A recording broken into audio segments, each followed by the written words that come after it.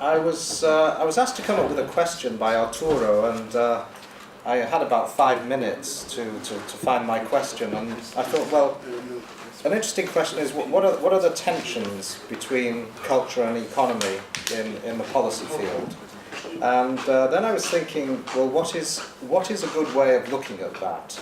And we can do it by looking, if you like, at a lot of the theoretical arguments that there have been recently around the question of the cultural economy, and arguments, if you like, competing views between cultural economy thinking and creative economy thinking and so on. And I thought, well, actually that's all very well, and I'm relieved that my distinguished colleagues have done an awful lot of theorizing, so I didn't think I actually needed to do that. But I thought one way in is actually just to look and see what does the European Union do, and then to try and track the tensions by looking at what it does and what the thinking is behind that.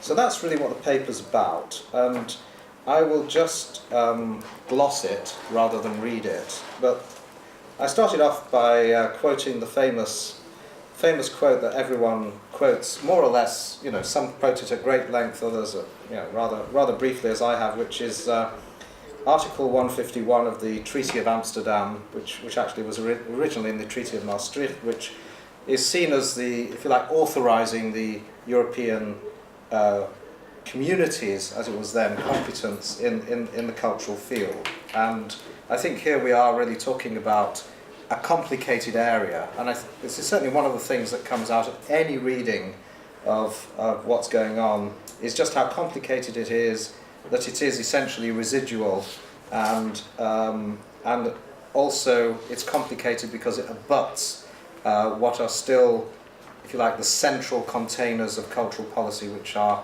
member states. What came out of the treaty, though, was the idea of unity and diversity, and I see that this was liberally quoted in all of the papers pretty well that we've had circulated. And I think we can interpret this in a variety of ways, and it's essentially a way of trying to deal with a tension which is at the heart of the European project, and a tension which in many respects has become much more manifest as the crisis over migration has hit us. I think there's a way in which this project is extremely pertinent, because the crisis of migration has mobilized a lot of cultural sentiment, if you like, much of it rather negative, as well as some positive, fortunately.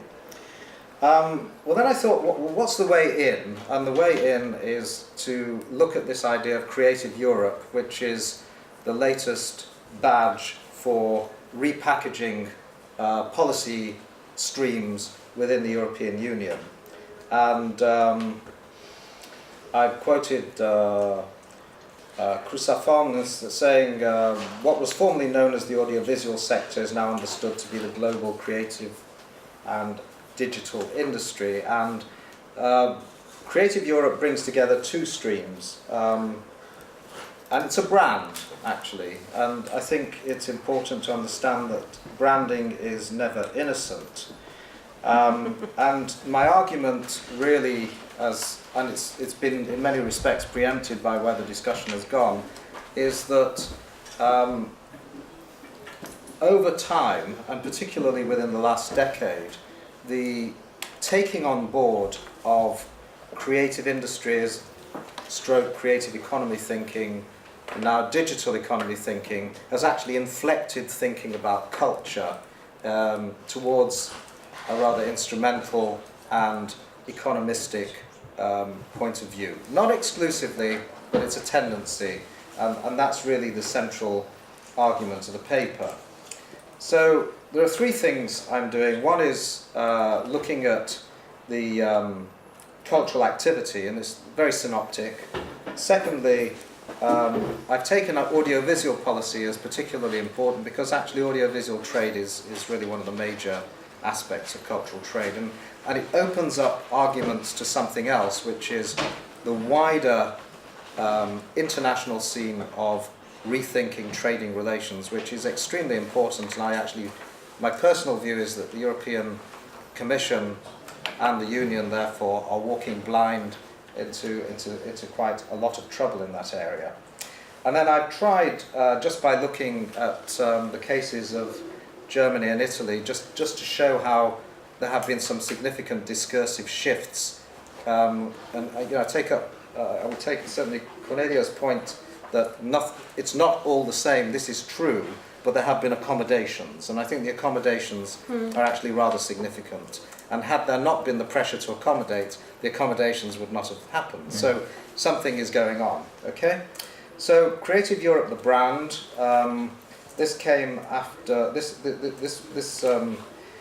was set up after the Europe 2020 strategy was established, and the two separate streams, the culture program and the media program, were basically amalgamated under this label.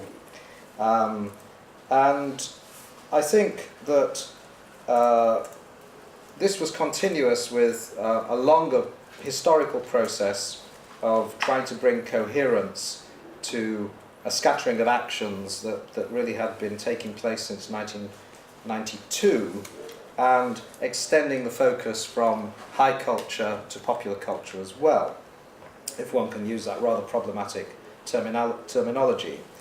The Culture 2000 programme ran until 2006, and it had a budget of 236 million euros dedicated to promoting a common cultural area, characterised, this is a quotation from the Commission, by its cultural diversity and shared cultural heritage. So we've got the unity and diversity trope playing out there. And then the successor programme has a larger budget, but it's really quite important to recognise that the budget for culture is around 1% of the total spend by the European Commission. So it's not great. It's significant. You know, if we had that as a research budget, we could keep this conversation going for several hundred years, I guess, but we don't. The important thing about the way the Creative Europe is presented is that it's about promoting, here again, is to promote and strengthen the contribution of the culture sector to the benefit of the European economy. So I do think there is this strong economic inflection that runs right through it. Very swiftly, as I dug into what Creative Europe does, you see that there's a wide range of activity. The Architecture Prize, Heritage Days, the Pre-Media, the Literature Prize, European Border Breakers Awards for Popular Music, that was a new one to me, and the European Heritage Prize. So the range is actually quite considerable. I think if I stopped the average person on the street, they would not know about most of this, but the people who compete for these things would.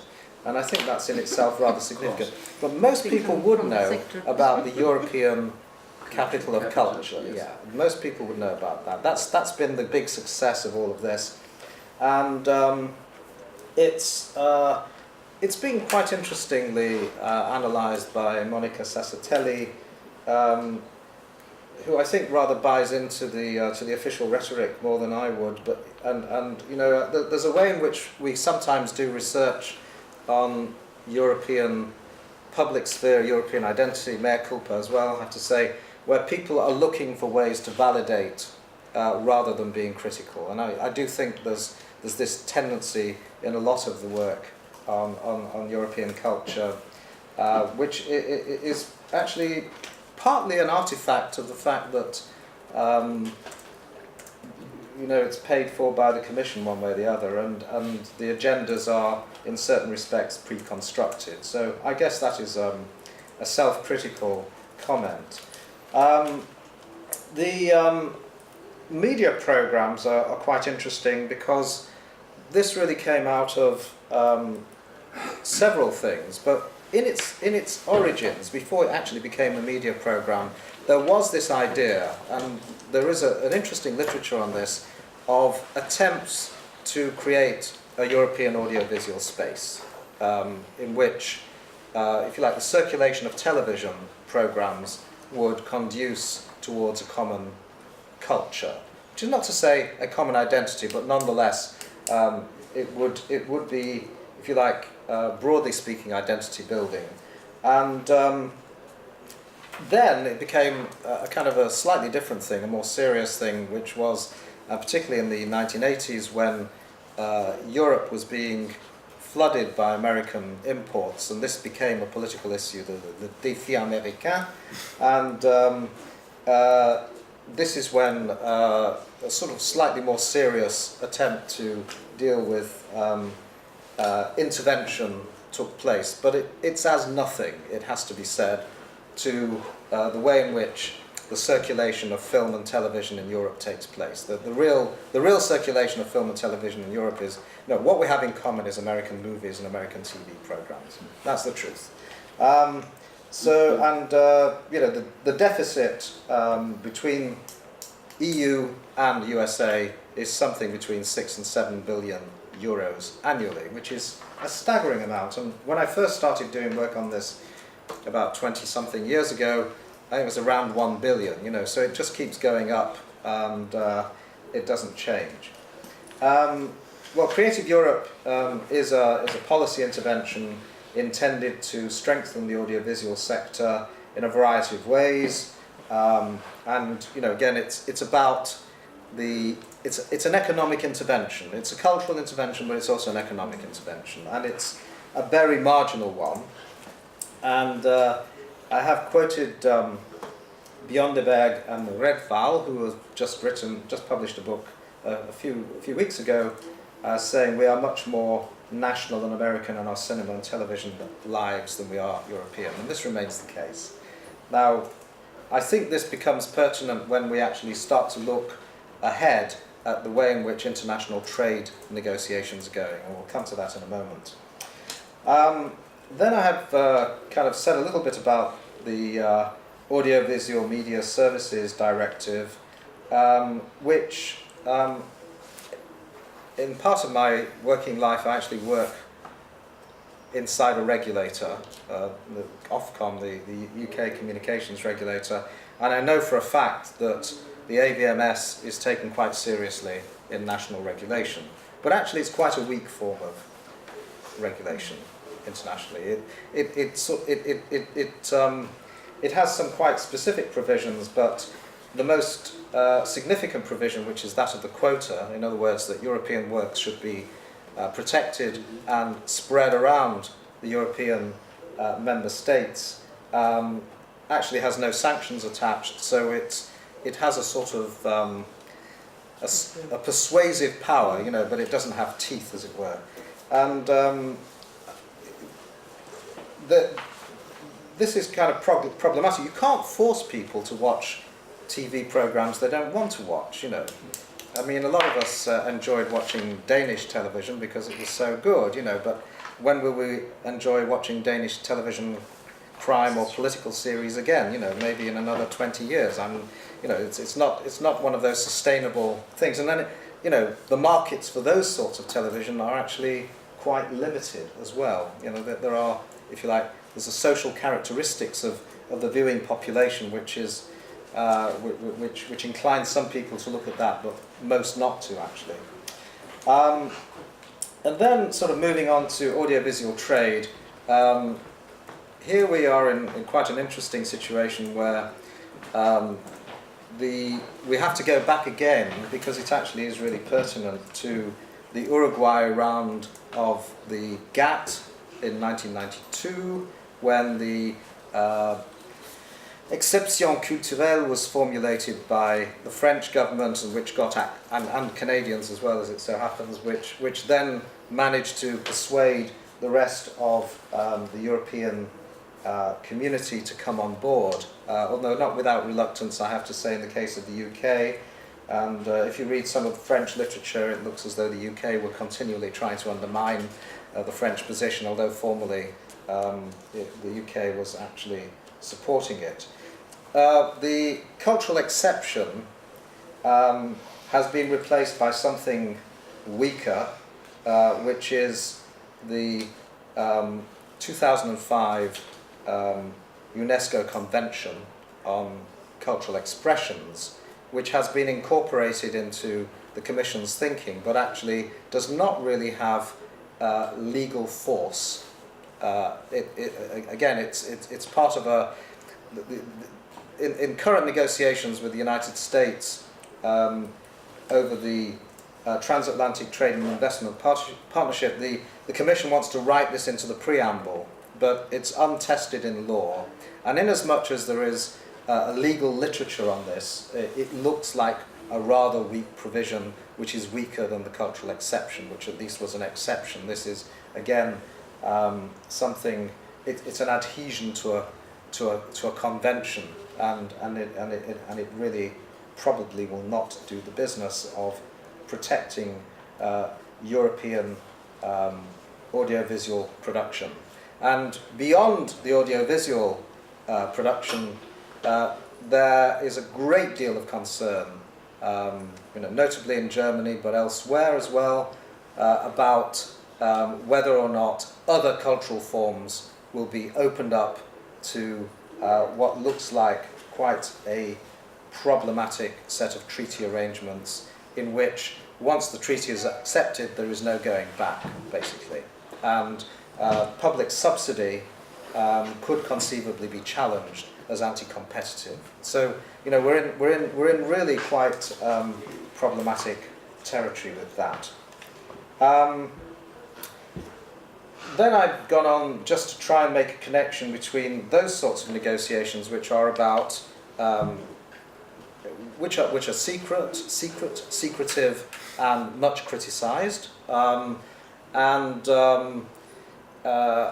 other negotiations which are going on, which are to open up the European market into the digital single market. And I think I'm right, but I think that if the single market is opened up in the way that's envisaged currently by the Commission, and TTIP, the trade partnership, comes into being, the single market may be opened up more than anything for the United States, actually. And this could be quite problematic. And I can't quite understand why this really hasn't occurred to the people who are advocating it so strongly. It just seems to me quite extraordinary. But there we are. And then, interestingly, and this is very much about the micro-politics of the Commission, having created Creative Europe as a way of trying to bring these different programs together, the Juncker Commission then divided the lines of authority for the programs between two directorates general, which you may say, well, if culture matters and you think these things are important hanging together, then why divide them up? And I've documented that, so I don't need to go into that again. But then as I was writing this, and those of you who know what I have written about in the past will know that I'm rather interested in the discourse around creativity. It struck me that looking at quite a wide range of material, there was this discursive struggle going on, which I think is significant. And I think the fact that it's Creative Europe as opposed to Cultural Europe, it's kind of an interesting and impactful kind of way of talking about it. And just again to pick up the point made in the last section, the tagline is supporting Europe's cultural and creative sectors. Now, cultural and creative is, and I have documented this in considerable detail in the long version of the paper, because the head of KEA, the consultancy which actually invented all of this, actually I was just having to talk to him at one point quite a few years ago, and had kept the note, as one does, if one is ethnographically inclined. And he made it absolutely clear that there was a need to have a compromise between the cultural and the creative. And the creative was being pushed by the UK government, and the cultural was being maintained by the French and the German governments. And and this is how it came about. You know, it's as simple as that. You know, and then it becomes holy writ, as it were, because it gets documented. And people start to theorize about it, and they think, well, you know, come on, let's be serious, don't theorize about this, this is politics. Anyway, what I've tried to argue is that the creative industries term, which you find pioneered by the UK, Australia as well, you know, there's a lot of movement between the two countries, actually. At least, well, when I say a lot of movement, some key people who've been involved in this have been in both places, so it's not surprising the ideas are shared. There you go. I'm not pointing the finger at you. You're on the right side, luckily. Anyway, the creative industries term has displaced a previous way of thinking which came out of, you know, primarily Marxist political economy, which was the cultural industries term, which was an attempt, in some respects, you know, not totally alien to anyone around here, which was to rethink the position of post-industrial economies effectively, and how to engineer a renovation of post-industrial economies, a recovery. And then it got taken over in a particular kind of way by New Labour, and it became all about commodification in a much more explicit way, actually. And it became about intellectual property and the tradability of intellectual property. Now, in many respects, this is quite far-sighted, because that has become absolutely key. But at the same time, there was a price to be paid, which was that it moved from, if you like, more of a socially oriented view of where the economy fits into a much more restrictive, competitive view. And what is most astonishing to me is the way in which these ideas have become an orthodoxy. And I have documented that in several places, and others have too. But it is amazingly resilient, and it's not only an orthodoxy in Europe, although I think it's still a sphere of struggle if you look at the different kinds of discourses nationally. It has circulated the globe, and, you know, partly through the auspices of the United Nations, which produced the Creative Economy Report 2008. And then there's been an attempt to retreat a bit from that sort of position.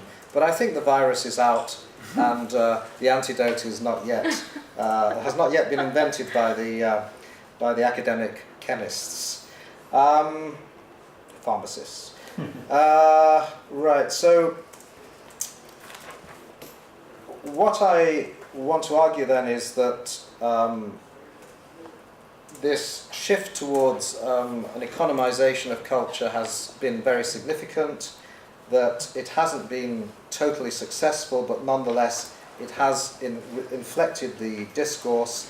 I think it was significant that in May 2007 the European Council endorsed the role that the creative and cultural industries might play in supporting the Lisbon strategy, and then the European Parliament, which has always taken a slightly different line, has also largely endorsed this kind of approach. And then it goes on, and we talked a bit about innovation. It's being taken up as part of innovation policy, and it's also become rather central now to the way in which the digital single market is thought. And there's the increasing coupling of, if you like, the digital and creative economies. In fact, you know, none of these are clear concepts. They're quite pragmatic formulations, and therefore it's not surprising. And then there is a bit of a struggle going on within the European Union over budgets, not uncommon, and the Parliament, you know, would like to get more of its hands on funds in order to fund the cultural and creative sectors on the grounds of solidarity. And I think actually solidarity, this again speaks to the current moment in which we're living, because I'm not sure that the means that we have at our disposal are sufficient to address the crisis of solidarity that presently is taking place in Europe. So to conclude, just to say that cultural policy has been harnessed to economic purposes at various points, but also to building identity, citizenship and community. That in the latest phase, the creative economy thinking has given EU strategy an economic orientation, and this is to do with the Union's competitive position in international trade. The current defence, which is taken from the UNESCO Convention, seems to be much less effective than the previous one, but the previous one has been abandoned because it did not have the buy-in, not even in France actually. And Creative Europe, having started off as a way of bringing things together, looks as though it might disintegrate because of the way it's being run by different bits of the Commission. And lastly, I think that, and this is just a hunch, I'm not an expert in this area, but I guess I might end up being one. I do think the way in which the trade negotiations are going is extremely important. I think the digital single market is a bit of market fundamentalism, actually, which is not going to be helpful to the cultural sphere, and that opening things up internationally, which looks almost inevitable, is also going to be extremely contentious and have major consequences. So I think this might also be a theme, since it's both a conceptual issue, but it's very much a kind of present policy theme of some importance, I think, for this project. Where I got to in the end, because I had to do this rather quickly without knowing too much about it, seems to me to have landed in a place where the defence of culture has become probably more problematic, if anything. And at that point, I think I will end. It's half an hour, possibly less. Okay. Thank you. Yes. Well, I don't know if it is better to continue with your presentation, Volker, or because it's quite related. He's a hero. He's travelled across from the States and he's still awake. I'm not, but that's fine. So just in case, be in mind that I'm... Anyway, I don't know, whatever you think it's interesting, whether we have any, but it might be a good combination to listen to my talk first, because I'm trying to, I just thought about the title and just look at it, because I say it's a critique of the creative city concept. Now I would correct this title and instead would say it's more a critique of an economically imposed creative city concept from a sustainability perspective. So the word economy should go somewhere in this, because I think this is probably the core of what I want to say. However, the creative city, and I'm especially talking about creative post-industrial cities, which are more or less the same in their discourse, are pretty much the same as far as I could recall it. How do we work? Okay. I have, of course, a few, and you might say this is boring because you might have heard this before, but I just want to recapitulate a little bit on this creative city concept. I mean, there's a current understanding of a creative city that is dominated by terms such as, Richard Florida and the creative class concept, but also I say creative class, naming Richard Florida, creative self-reliance, naming Charles Landry, creative placemaking, naming American researcher Ann Markuson, creative place branding, naming Folks, creative arts clusters, creative clusters in art cities, or arts clusters in creative cities by Lazzaretti, and then the issue of urban amenities by Terry Nichols Clark. So all of this goes into the same direction. Of course, there are subtle differences between all of them, and especially between Florida and Landry, and we would make a few differences. But I think that in general, All of these are pretty much based on an economic argumentation, and they all neglect issues of sustainability. Now, this is my main critique, my point of critique. Of course, sustainability is as much a buzzword and an empty metaphor, or it can be an empty metaphor, as creativity. So we know about it. So what I and my colleagues tried to do in the last years at our chair in Lüneburg is to fill this word sustainability with some flesh and bones and see how we can restructure it. Using indeed, however, these words that I mention here. I say that this paper focuses on the weakness of the creative city discourse. It is too often one-sided on economical valorization that overshadows any interdisciplinary discourses on other issues, and I'm coming to these interdisciplinary discourses. I even would go so far to say that a creative city is rarely a sustainable city, and I will explain, of course, what I mean sustainable city means. And today's creative cities can be designed as unsustainable cities. So whenever we in the creative policy discourse talk about how can we create creative cities, I would consider them to be, if we do this, unsustainable cities. I'm coming to this point later. I'm also talking about it from a sustainability point that does not emphasize so much the ecology, or there is even something like an economic sustainability. Finance ministers love to use that word, meaning you just save money. But I'm talking mostly about cultural sustainability, or to be more precise, to talk about sustainability of cultures, which deals with the emphasis on cultural values, of norms, of thinking about sustainability before you start to react and behave in a sustainable way. So this is light years away from today's economic, urban and cultural planning that, and I like Alan Scott's quote about this, he criticized this as cultural cognitive capitalism, which we could go into a little bit more. Especially, of course, Richard Florida's thesis of the creative class, which are now out, I think, about 13, 14, 15 years, but they're still quoted over and over again. They are still regarded as a miracle remedy by many municipal administrators and politicians. However, there is a narrow objective of this post-Fordist economy approach that has provoked much opposition from different scholars. A flurry of critiques, and I don't want to mention all of them, has risen mostly against the perspective of describing a creative class as the social remedy in creating post-industrial cities by backing this creative class, whatever that is, will occur, and of course Florida knows what he says when he defines this, will occur, and this will occur at the expense of other population groups within the city.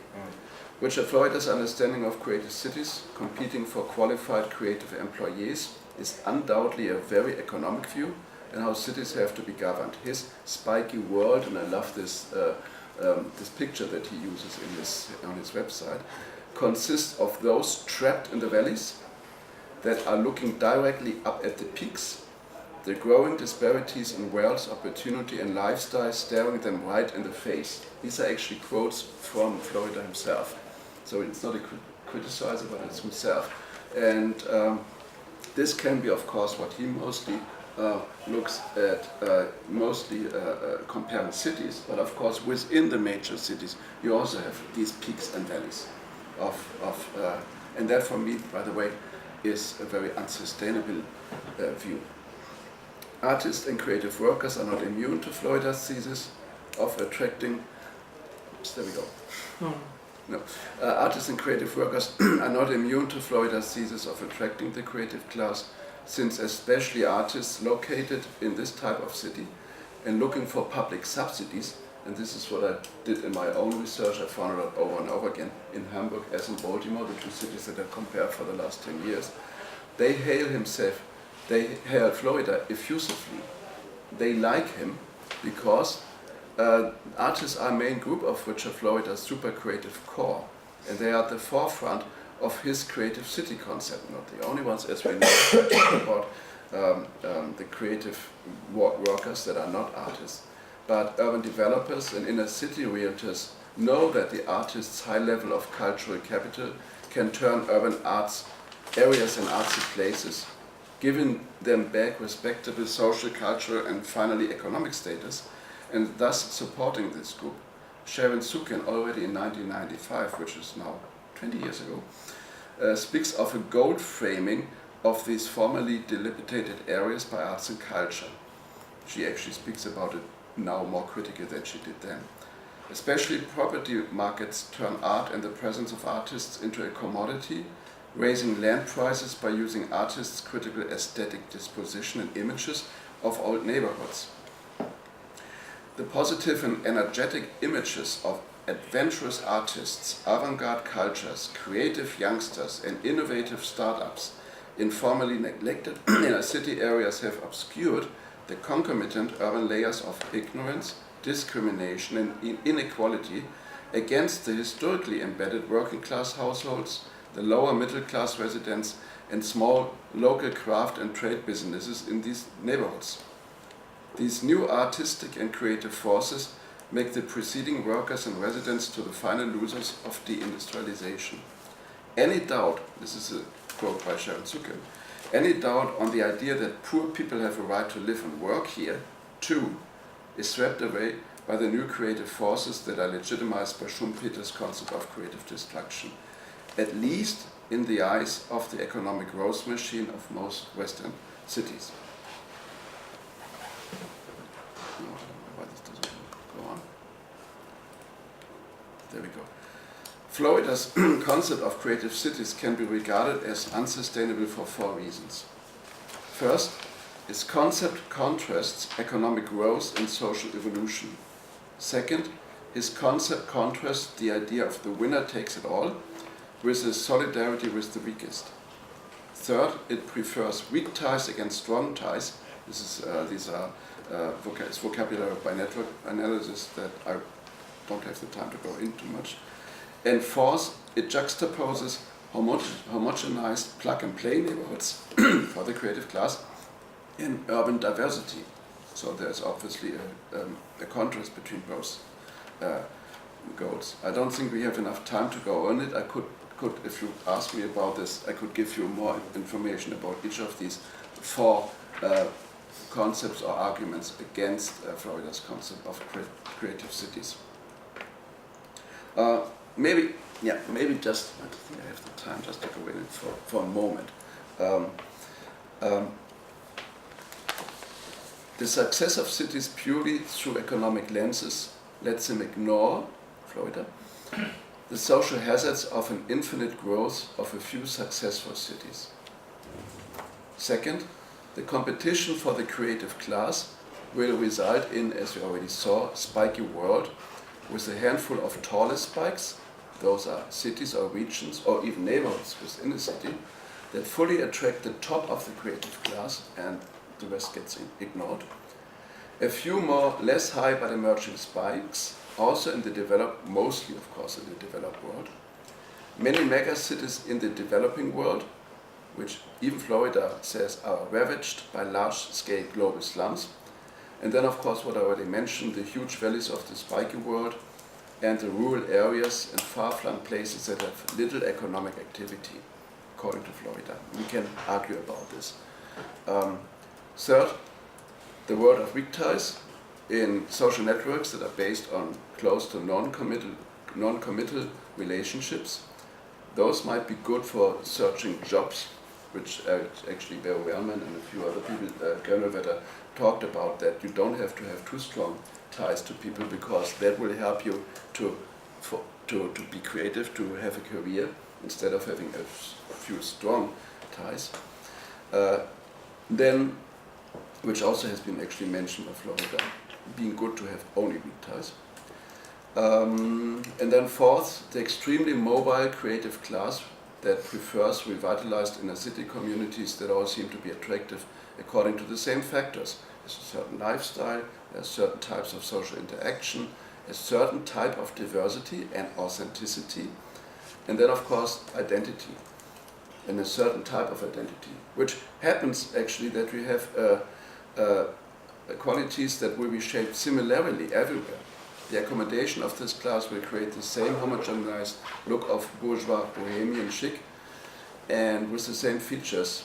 And Terry Nichols Clark talked about his features. He always talks about very American: Starbucks, bicycle paths, and juice bars. We can add a few others in Europe, I would say. And they pretend that this is the indigenous authenticity, but indeed provides the same urban plug-and-play environment everywhere. Now, you can't read this, and you're not supposed to read this. This is a wonderful map about where sustainable creativity can go to, and I somewhere have the link. I don't know why I didn't put it on the side, but you can look at it. Florida's description of the unavoidable urban peaks in the city competition, and his emphasis on the creative class and the super creative core at the cost of all other residents, can be criticized as promoting a culture of unsustainability. The demand for sustainability of cultures in cities contradicts today's mainstream demands for a creative city. However, a sustainable creative city is possible. To explore the causes and consequences of sustainable creativity, we have to approach the following 4 questions, and those are actually, even you can't read this, part of this ecoliteracy map. First, how much do urban, artistic and cultural initiatives, and you probably noticed that I don't use the word creative right now, and projects relate to issues of sustainability and sustainable creativity? What is then a sustainable creativity? Second, how much does sustainable urban development, formulated and implemented by artists and their cultural facilitators, relate to creative city concepts? Third, what are the implications of sustainability concerns into urban artistic and cultural discourses, urban artistic and cultural practices, and urban artistic and cultural policies? And fourth, how do artistic and cultural initiatives and projects relate to the emergence of sustainable cities and sustainable urban development in general? Especially the last question, this is just a little footnote, is something that we're dealing with right now. We got a major grant from the Volkswagen Foundation for the next 3 years to do research on sustainable urban development in Hanover. So we go really in the city, being the capital of Lower Saxony, which is the place where Volkswagen have the headquarters in Wolfsburg, going into this place and looking at all kind of, especially arts, the grassroots organizations, but also at major institutions and major bureaucracies that actually in Hanover, funny enough or good enough, are working together and cooperating with the grassroots initiatives. My counterexample is always my hometown of Hamburg, where you have a lot of tensions between the grassroots politicians and the institutions from the government. Yeah. But this is different in Hanover, which has to do with Expo 2000. Everything changed at the World Exposition of the year 2000, which is interesting because it actually had a positive effect on the city. But that's an own story. So we have, if we talk about sustainable creativity, I think we should approach the following 4 questions, which we, by the way, do in Hanover, now empirically for the next 3 years. First, how much do urban artistic and cultural initiatives and projects relate to issues of sustainability and sustainable creativity? What then, in their mind, is sustainable creativity? And I don't want to tell and impose my definition, but it's very transdisciplinary actually what we try to see. How do they create this? What do they think? And what do they think about sustainable creativity? Second, how much does sustainable urban development, formulated and implemented by artists and their cultural facilitators, relate to creative city concepts? It doesn't have to be negative, as I mentioned at the beginning, all the time. There are possibilities to connect and reconcile these 2 concepts. So I don't want to contradict these 2. Third, what are the implications of sustainability concerns into urban artistic and cultural discourses, urban artistic and cultural practices and policies? I think I mentioned that already. And fourth, how do artistic and cultural initiatives and projects relate to the emergence of sustainable cities and sustainable urban development in general? How do they, so look at the other side, not just at the policymakers, but at the artists. Do they relate to it, or do they don't care about this? A review of, and these are actually photos I just took in Detroit last week, A review of urban theories reveals these three theoretical pillars of a contemporary unsustainable urban development. So in our approach we look at what is unsustainable urban development. First, and by now often cited, at least in Germany and I think in a few other places too, is Henri Lefebvre's 1991 Combat for or Appropriation of Urban Spaces by Representation. Spaces by representation are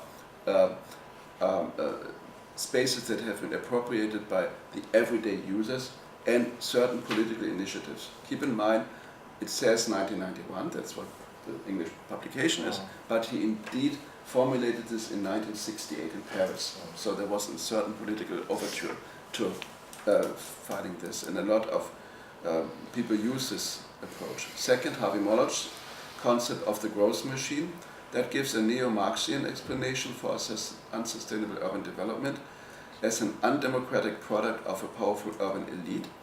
Neo-Marxist in this sense means we look at urban spaces only from an exchange value and not from a use value. So this is certainly a part of it. And then Neil Smith, his theory of gentrification as a process of displacement of the underprivileged. And it's based on his understanding of space value production. If you really want to go more into this, we did, Sasha Kakana did an article in Theory, Culture, And society? And Society, Creativity and Society, where we applied these three, and I can give you, the quote is actually in the paper, where we empirically tested this, especially this thesis, on the case study of Hamburg, and how much artists' initiatives work against this unsustainable urban development in Hamburg, which is a very neoliberal city, by the way. I'm very critical of my hometown with respect to this. And probably the last, I think this is the last slide I have. Creative, sustainable city is a place where people can come to practice different, but ecologically resilient, socially equitable, and interculturally, which you heard this word before, vibrant modes of life. Crucial are the strive for a just and high quality of life instead of economic development, and both is not the same. The strive for mental and spiritual as well as physical well-being instead of efficient and controlled patterns of order, benefiting only a few. This is very much Lefebvre's point of view. The strive for a dematerialized value system and a decommoditized economy, which sounds like an oxymoron, decommoditized economy, but it's possible. I just want to mention the commons idea. Instead of materialized and market-dominated, of a materialized and market-dominated world. Then the strive for a learning city, sensitized to new stages of consumption, informed by ecological cycles, which I could go in a little bit more. Then the strive for governing cities by embracing participatory bottom-up, intergenerational approaches where trial and error experiments are fostered. And finally, probably in this case, the resilience and creativity both go hand in hand in this creative sustainable city concept, because this is a quote by Hans Dielemann. Building resilience depends on nurturing diversity, self-organization, adaptive learning, and constructive positive feedback loops between the economic, social, and infrastructural aspects of a city as a complex system. A sustainable and creative city nurtures the important objectives of sustainable development of resilience, because the latter is grounded in urban complexity. It fosters neighborhoods, squares, shops, groups, and individuals, and the like, are not just passive elements waiting to receive policy directives, but they are subsystems with their own strategies and purposes. And I think this was already my last slide, probably because I ran out of place and time, but I thought it might be just interesting to see that we really try to fill the idea of a sustainable, creative urban development with some contents, and not just use it as a policy buzzword that can be applied, especially in the cultural policy field. So this is where we are working on. a group, especially now in Hanover. These are our photos I took in Detroit just last week. In Hanover, in North Germany, where we now test this thesis of sustainable urban development and see how much it will work out. Actually, in a very interdisciplinary way, with a sociologist, with an economist, and with somebody who is mostly working in educational institutions and with educational institutions. So that's the combination we're working in.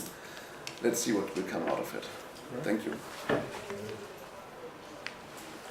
Okay, thank you very much. So I think we have in principle 30 minutes for discussion.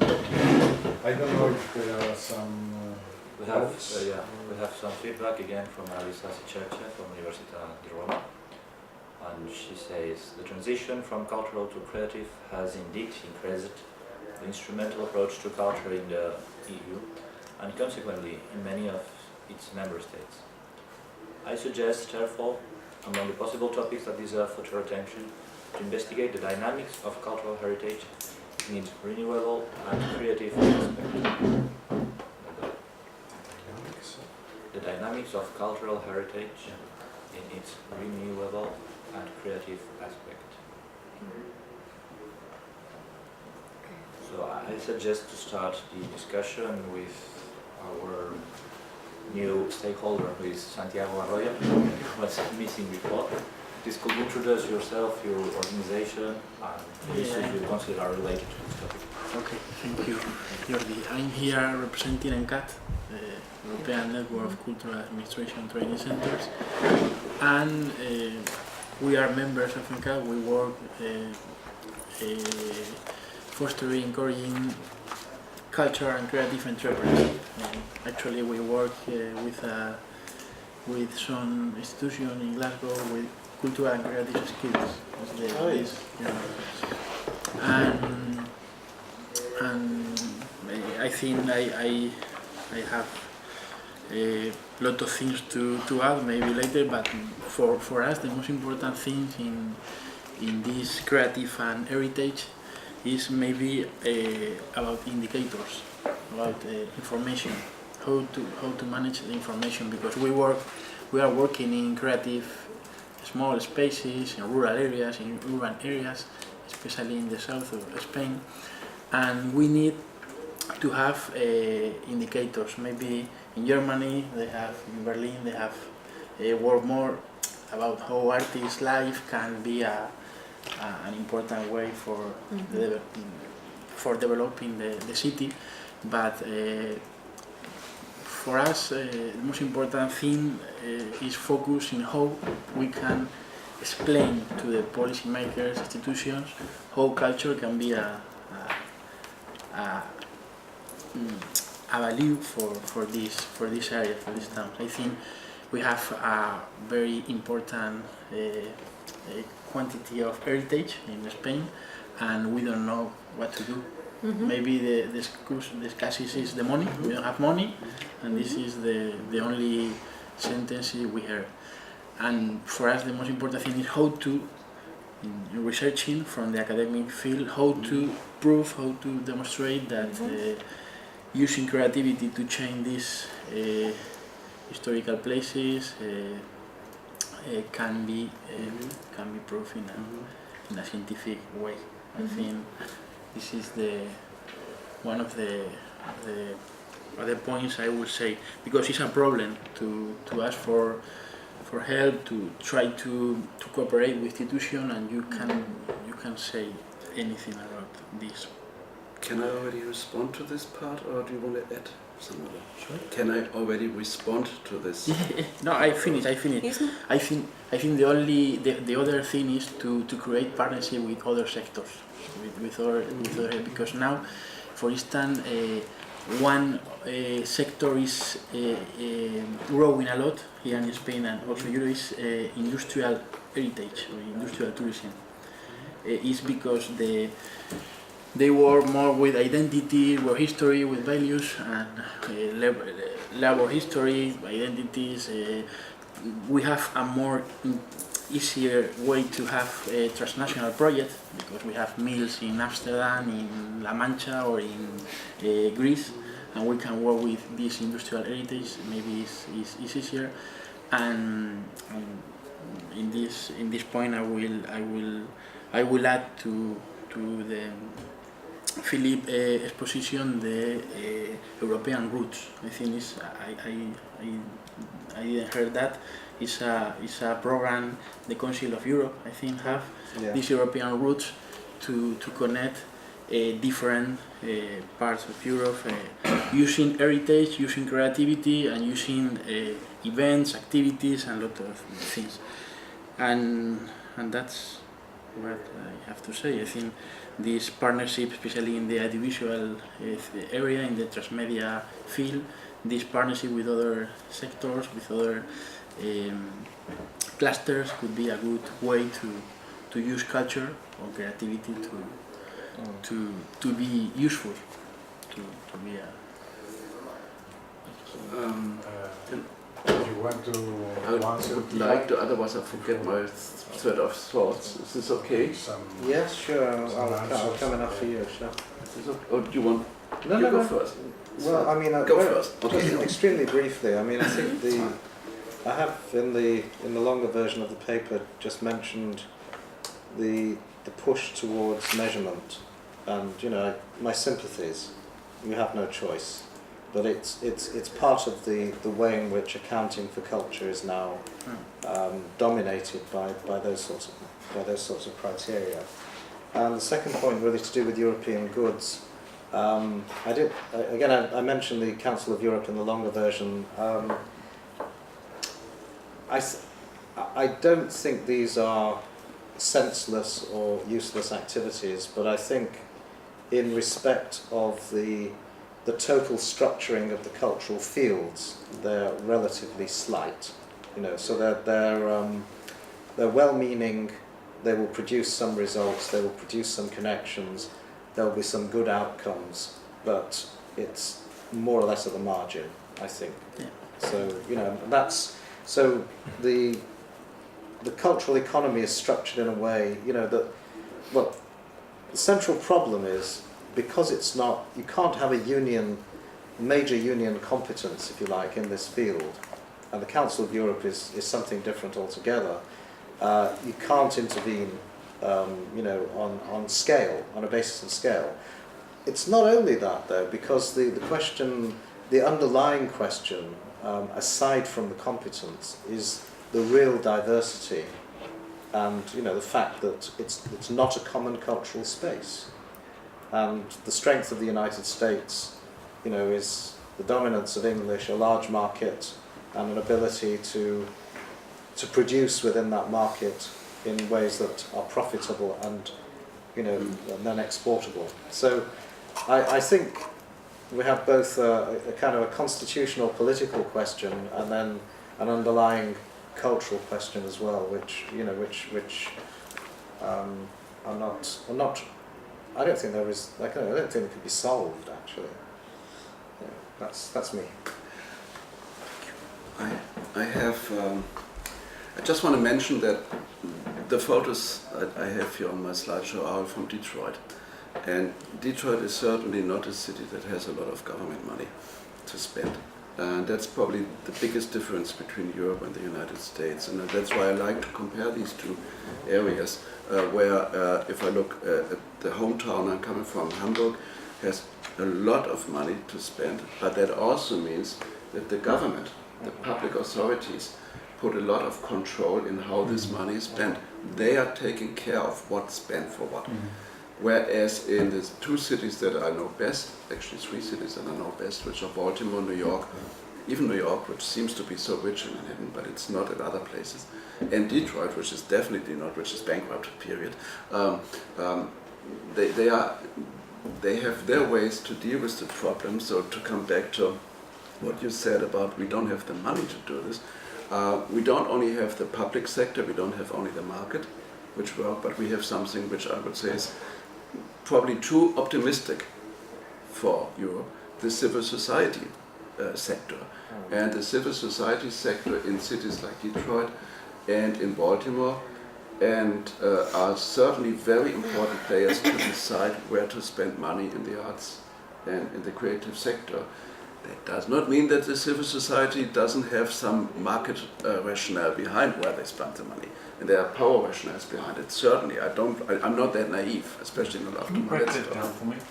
The What do you mean by the civil society sector? civil society sectors are especially the foundations, are private donors, and in the case of Detroit, just because I just learned this now, because I just came from Detroit, is there is one major real estate company with the president who spends a lot of money in revitalizing downtown, combined with the support by General Motors. Not stupid, eh? No, of course not.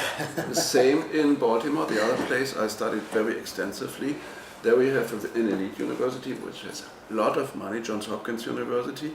They spend it all in a specific northern corridor. Strangely enough, that's the corridor where Johns Hopkins has the main campus. So it's not just altruistic what they do, but it helps them in a certain sense. But anyway, what I want to say is there is a civil society sector that helps. It's a combination of foundations, by the way, too. I forgot the foundations, major foundations, in the American cities that I've studied. And again, I studied at least 3 extensively. I don't want to say that this is the case, and you cannot translate it into the European context and just say where there is the public, where there are public funds in Europe, you have civil society funds in the United States. But there is a combination, and there's a certain gravitation that goes in the one direction in America and into another direction in Europe. And the one that I found in America, now I'm talking about the American situation, which is probably not so important here for our workshop, but I want to mention it anyway. The ones that I found that are really helping to create a sustainable creative city are the foundations and are the players, the main players of the civil society in these cities that I looked at. And again, I looked at several cities, and it's very clear they have their own rationale. That's true, but they have a rationale that is very much focused on sustainability as a line around here.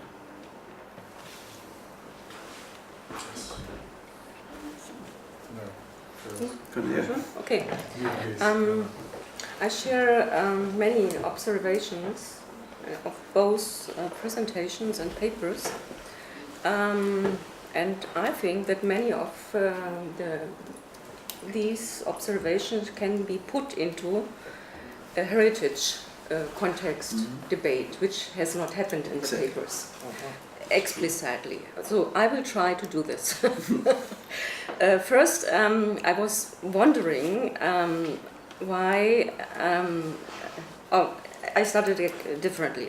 The heritage debate has the agenda on cultural heritage has disappeared for several years at the EU level as an agenda, and it is here again because with a new strategy we have a Horizon 2020 program which is devoted to cultural heritage with a lot of money, which comes from the innovation uncle, from the innovation agenda, etc. So there is move with regard to cultural heritage at EU level, and this being aware of this, I will try to mention 5 points which I think are of relevance in a debate on heritage and creativity. First, holistic understanding of the value of cultural heritage in contemporary society is a big issue, and how this finds today a reflection in the debate on cultural creativity. So we have 2 options in Europe: theme parks or an heritage laboratory which is open for contemporary expression, for example. And I think in this context the application of the ecosystem approach as eco-sustainability, Volker, you mentioned in your, could be very helpful. Second challenge is whether cultural heritage is be seen as a cultural capital, cultural capital, surplus, or a burden?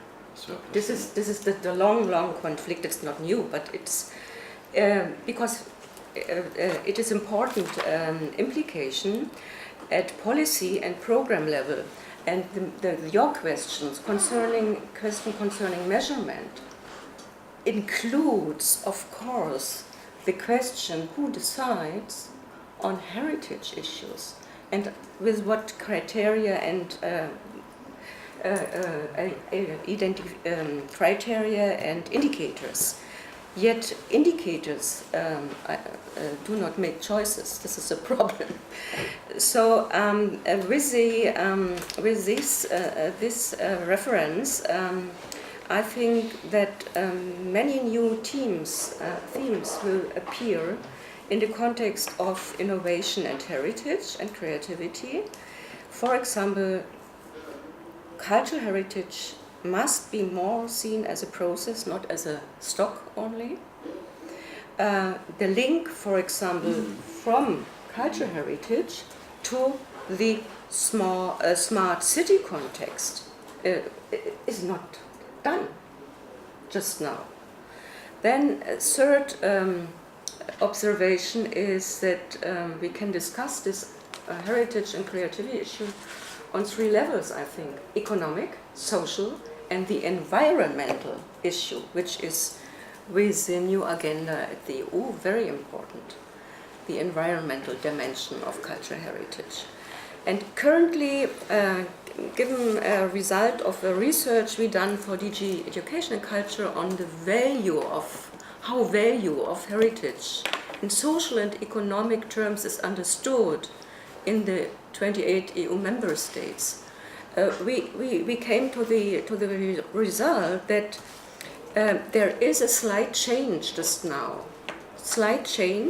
in the understanding, in the interpretation of cultural heritage and its value for society. Namely, the economic value is better understood of cultural heritage than the social one. So, and the intrinsic value. Or the sustainability. So, and this goes again into the sustainability debate. Fourth point, financing, very important. 60 to 70% of all heritage in Europe is in the hand of private owners. And of course, they receive no public money. Therefore, I think searching for new models for financing heritage is very important, and it's an issue of the future to find, for example, new business models in the cultural heritage sector which can support new ways for financing.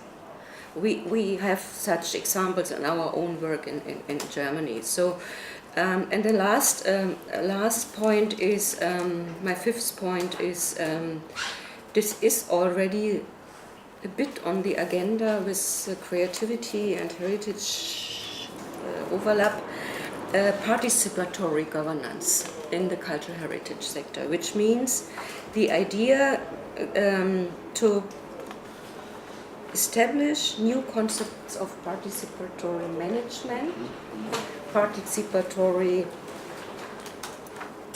new roles of modes of running heritage and of managing, and of course the consumer comes into the digital area in a completely different way. And there are so many questions to be answered just now. And my colleagues from the heritage scene, from the big museums, the smaller museums, are aware of this challenge and they are dealing with this. But of course, there's a lot of research necessary also in the sector. These have been my 5 points. Brilliant. Can I We have just 4 minutes. 4 minutes. Oh, then I stop. No. I think maybe I make my points because they are very much similar to the points of Cornelia, and then I'm practically just repeating what she said. I really liked the coherence of the two presentations. There's a very strong, very same approach, and I also had this feeling that it would be extremely useful to do the same exercise with a stronger focus on heritage. We had several policy documents last year and this year on cultural heritage, which on one side are talking about this economic point of view. They declare cultural heritage as a shared resource for Europe. On the other hand, other documents talking about participatory governance, the need for a holistic approach. So it would be a little bit, it would be very interesting to see from your very coherent and rigorous point of view, what does it give us new ideas at the European level.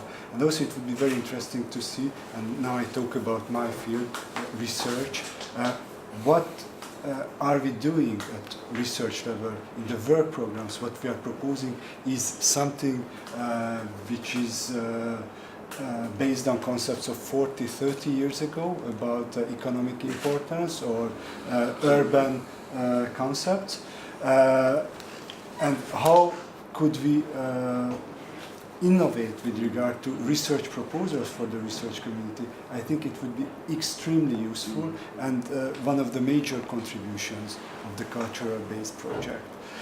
And if you need, there are also some minor but maybe very influential document that just came out with regard to future research. One that I've mentioned in the morning from Europa Nostra, and it's a network about cultural heritage counts for Europe, a study of a couple of hundreds of pages, and a much smaller document. It was how to make cultural heritage work for Europe.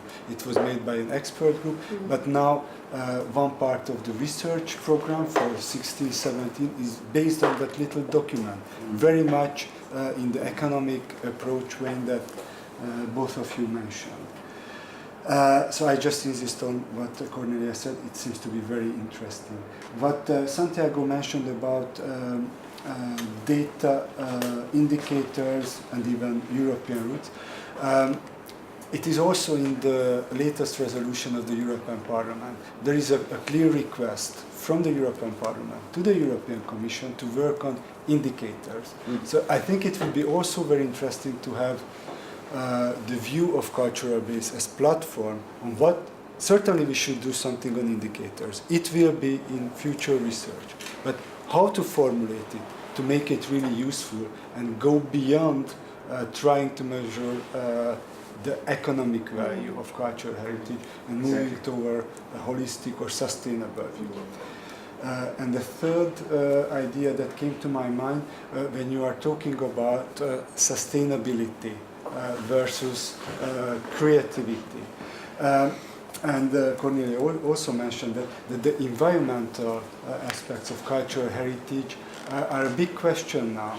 Because cultural heritage is part now of the environmental directive, so in impact assessment, for example. But is this a beginning of a new thinking of cultural heritage, moving away from what Philip mentioned, the very limited approach of European legislative power or cultural heritage, because the environmental protection would open up much larger legislative powers. And we saw that with cohesion policy, regional development, that excesses of industrial development gave, according to certain interpretation, gave life to the European environmental protection.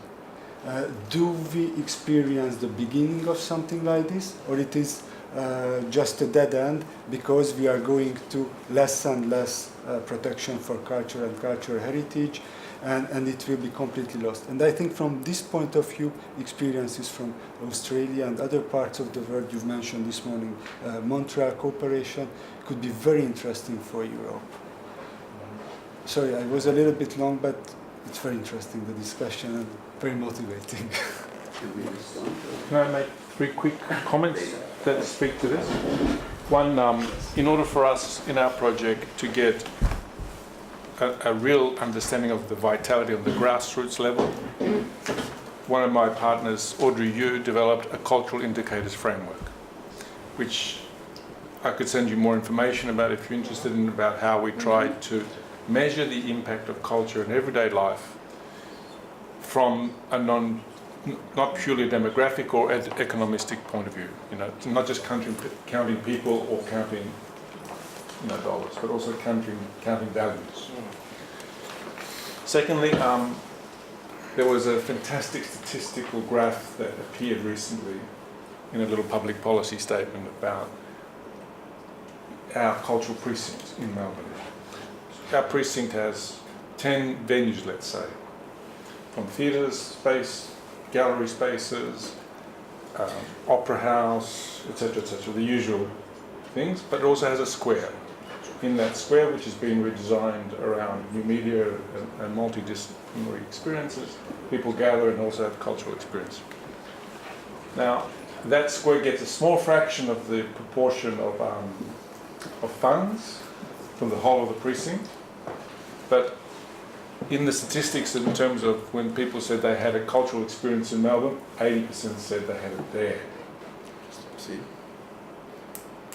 In an open space, in an environment where they're not necessarily going to art, but they might bump into or experience it, but they still recall it as having had a cultural experience there.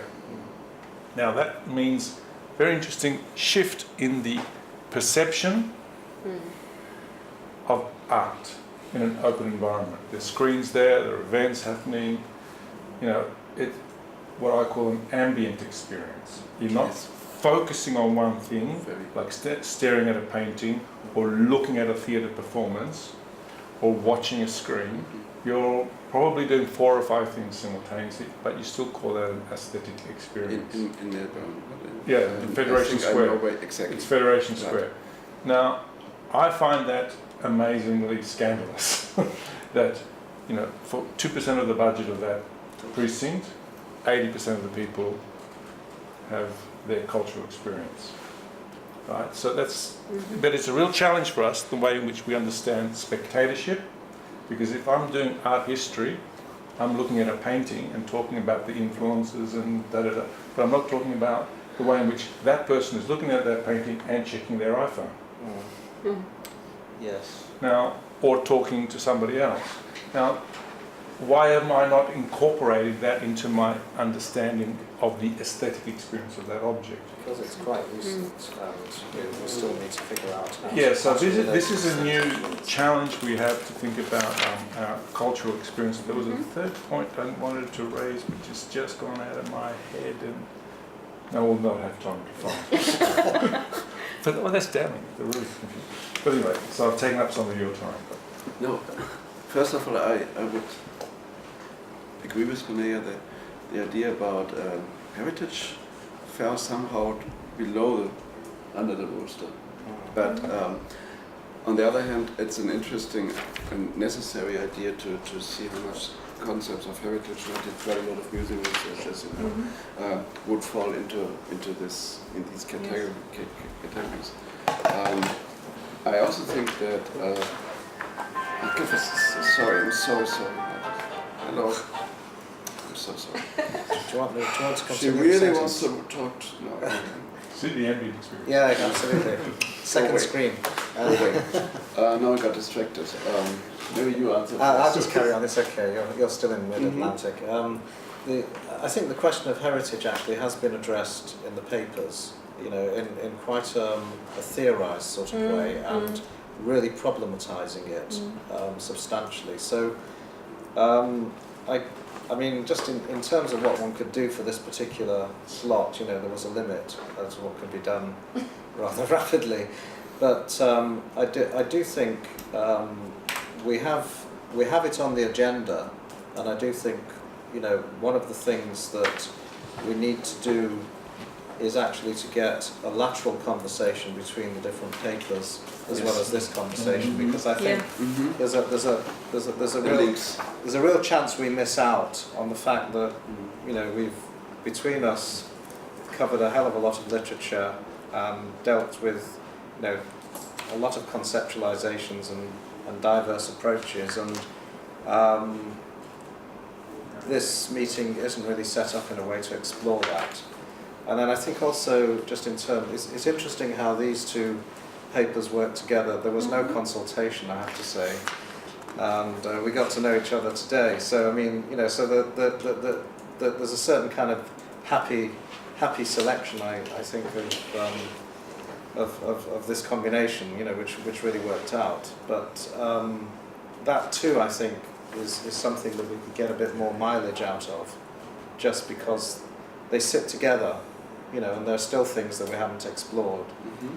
So just that thought, that it's not as though heritage is off the agenda at all. It is absolutely on the agenda, but it would it's be not a very good and important addition. It would be actually, and because it's it really does relate to a lot of these other questions that we're discussing, which have to do with identity, to do with migration, to do with memory.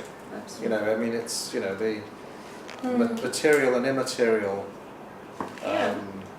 relations, and the extent to which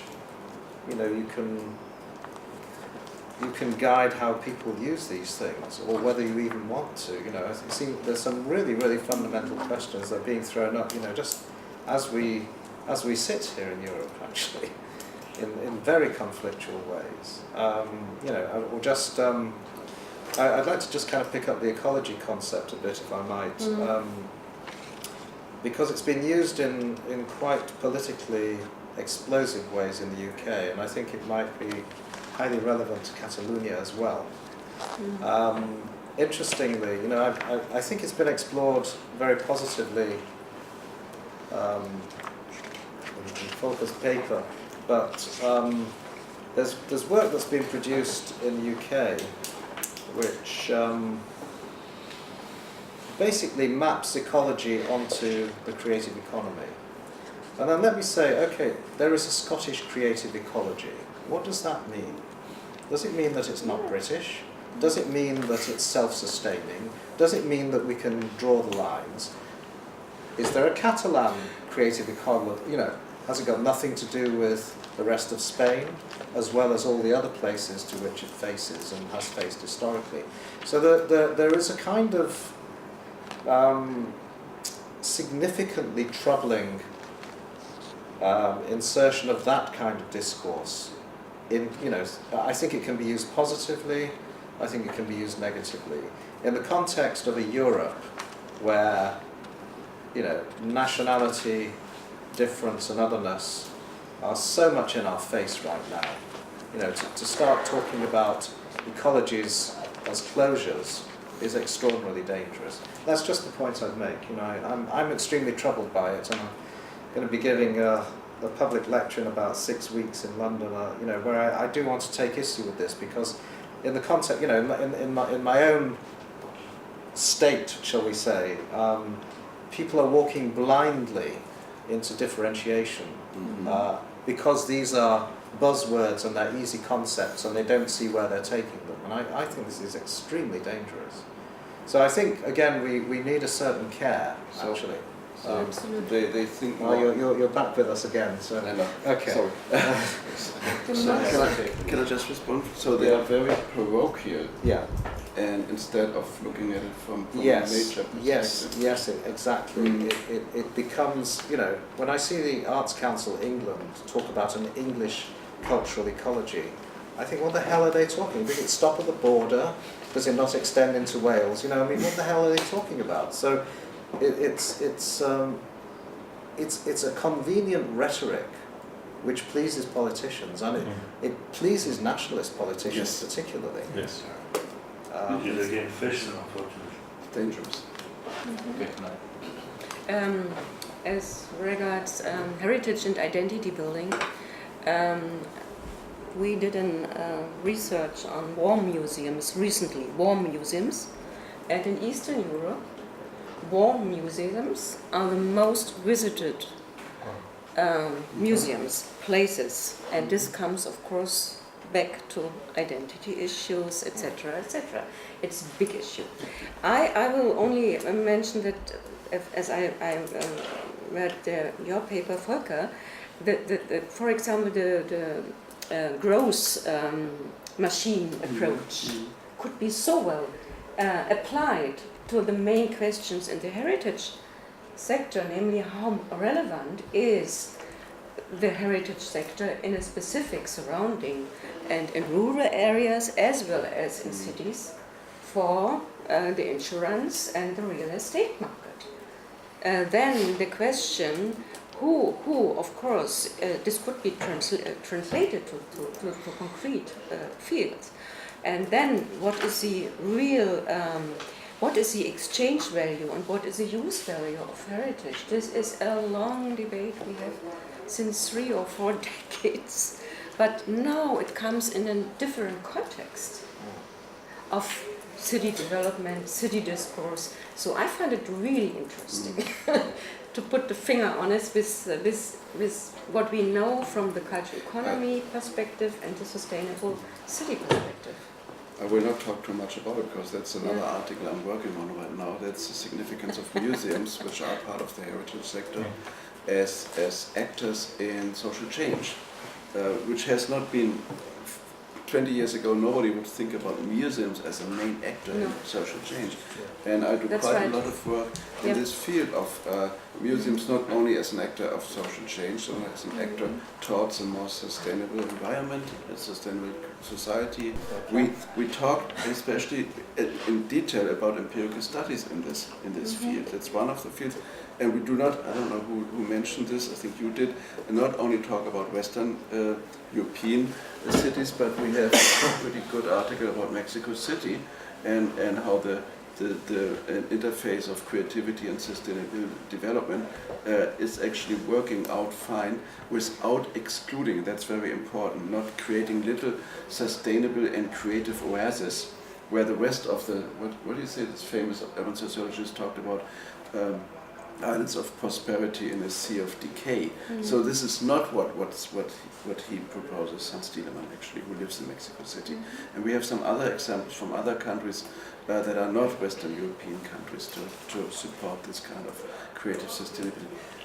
Come on, if you look at Detroit today, it can be in a third world country to a certain extent. So I think it's useful to combine these approaches, for instance, of how museums become role players in changing this society more than they have ever been. And there's some work done in this field. We wrote a research topic for you.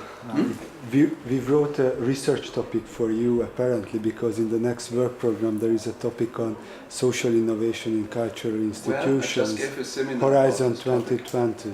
So we should talk. Okay. I cannot propose No, don't. light-heartedly the participation because the success rate is so bad. I know. This is very common. Well, I think that it is time to finish because a quick question for Philip. Go on. Do you think the media sector cares whether it's in the cultural or creative industry bracket? Because I'll give you a brief example. Our state ministry, not the federal one, has just changed its name from Arts Victoria to Creative Victoria under the argument that the Arts Victoria signalled a 19th century vision of the individual as creator, and the 21st century vision of creativity is multidisciplinary or omnidisciplinary. It's engaged with the industry. And so to me that sounded like a power grab to say, all right, now we can include gaming, which is a big industry in Melbourne. Web design. Web design, etc. And everybody's got anything to do with poster making or whatever it's called. That's Florida's super creative. And then all of a sudden that ministry looks huge. So it gives them more political power, but I don't think anybody in gaming gives a shit. They don't. No, I mean, the only thing they care about is can they get a tax break. But that's different. They're very interested in media ownership laws, which is federal. But state funding for the arts, that's $10,000 or $40,000. It's not significant. That's not even. They don't get out of bed for that. No. I think. I mean, gaming is still seen as separate from other media, I think. I mean, but I think all of these boundary questions are being reframed, you know, more or less as we sit here, you know, in terms of the kinds of production value that go into them, and you know what is the on-screen experience takes it much closer to, you know, to film and to television actually than, you know. So these are the kind of conventional.